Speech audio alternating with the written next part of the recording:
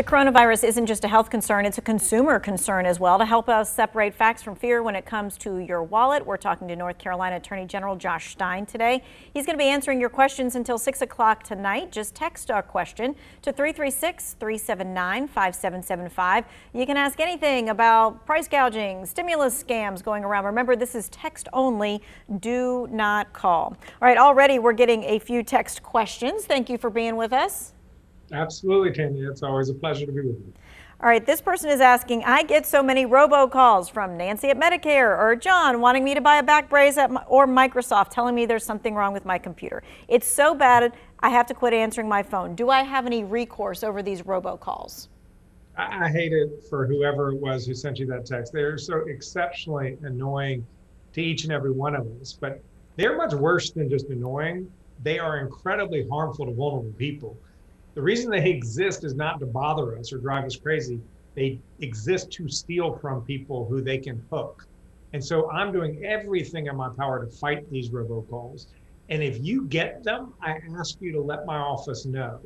Very easy to make an online report at my website, ncdoj.gov/no-robo, or you can call 844-8-NO-ROBO and let us know who it is. And in that way, we can help prioritize our enforcement priorities and then share it also with our federal partners. Yep, we just had the graphic up there so everybody could get those numbers that you were listing off there. And really the thing is, if you don't know that the robocalls are happening, it's hard for you to build cases to go after these people.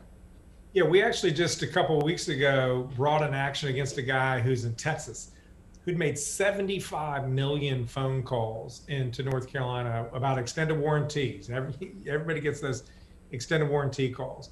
So the only way we know who we can go after to stop is partnership with the people of North Carolina. Okay. This person is asking, if I need to report a scam that's happening, can I report it anonymously?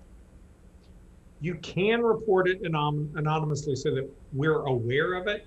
But for us to be able to take action or for you to file a complaint, then it would become a public record. But you don't have to file a formal written complaint. You can call us to let us know if you have some concern, and in that way you can remain private. But there is a way on your website when you fill out that form that you know the person who has made the claim. But how does it get broadcast everywhere else? It doesn't get broadcast everywhere else, but whenever anybody files a complaint with my office, or frankly, any communication to my office, that meets the state law definition of a public record. And that means any North Carolinian can request it and look at it. Okay, so we just wanted to clarify that so everybody would know. Someone followed up with this text question. What are some of the most common red flags that someone is trying to rip you off?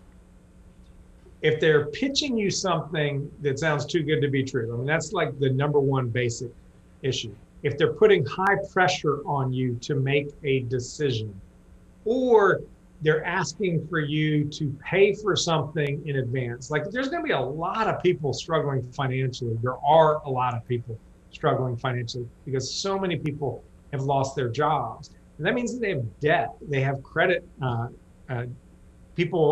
credit reporting agencies coming after them to collect on their debt.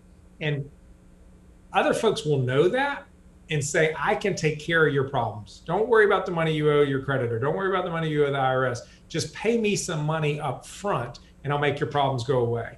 That kind of advance payment is actually illegal in North Carolina and a huge red flag. Yeah, and anytime someone wants you to pay anything with a card that you get at Walgreens or at Walmart, or a Visa card or anything like that. Gift cards are a huge red flag. Like, yeah, just send me an iTunes card. Then you know they're just trying to steal your cash. Always, always, always, no matter how convincing they sound. This person has a follow-up text question about what you just mentioned. They said you talked about extended warranty calls that you get with a robocall, but what about the flyers that you get in the mail? Are those scams too? They're not necessarily scams. They could be what they call list generators. They like to see, one, they could actually be trying to sell you an extended warranty, which may or may not be a good value. And you should definitely be very skeptical that it is a good value. But two, a lot of times they're trying to see who will respond. We see this a lot when you see a cash register where they'll say enter a raffle. They are desperate to get your name and mailing address and your email address because they put you on a list where they will just hit you nonstop. So there's strong reason to be suspicious. This person is asking, and this is a very common question these days, is it common for election season to be used as a front for different types of scams? Absolutely.